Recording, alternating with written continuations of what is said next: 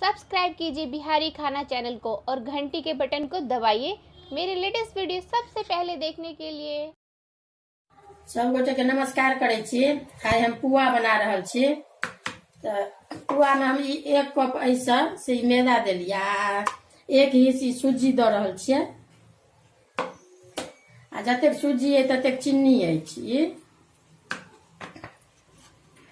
आ मसाला है के काजू किशमिश छोहरा नारियल आ गरम मसाला है इलायची। तो अब एकरा हम अहाँ के से एतेक पुआ बना रहल छी। अब होली के समय आबि गेल। दोसर अहाँ के बच्चों सब के कखनो साँझ में या भोर में नाश्ता में बना के द सकै छियै। ई सब से एतेक मिला बना रहल छी तो ई आधा घंटा कम से कम से रह घोर के आ ई द रहल छी मसाला में। एकरा घोर लेलहुँ हैं।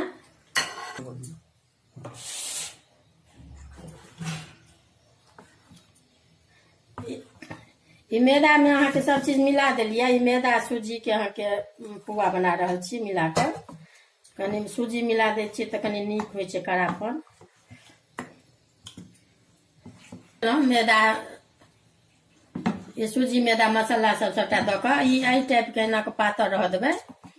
जतेक कनी ने पातरे रहे ने गाढ़े रहे ई टाइप के। ई करछ लक हम एहि दुआरे बना रहल छी। अहाँ कटोरो कप से बना रहल छी, कप से या कटोरा से। तो हम अपन करछ लक बना रहल छी। रिफाइन देलिए एहिमे। अब ई आँच कम क के अहाँ के ई दै छियै।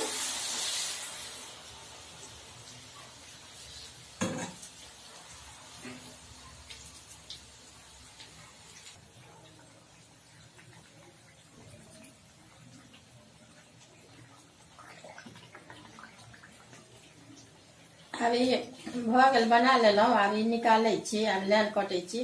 कनी लाल क के एना क के निकालब ने तो नीक लागत कुरकुर।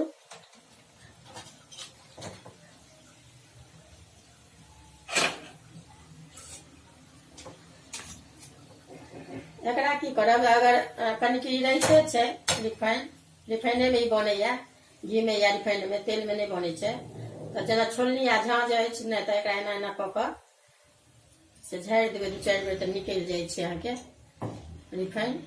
अब ई पुआ बन के देखियो।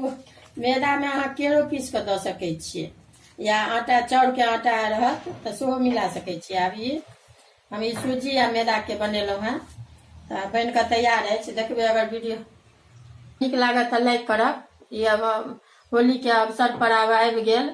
धियो पुता अहाँ के कनिक मनिक नाश्ता में जेना कहियो काल होइया जे की बनाबू नहीं बनाबू, कनी घोर लेबै तुरंते बना के धिया पुता के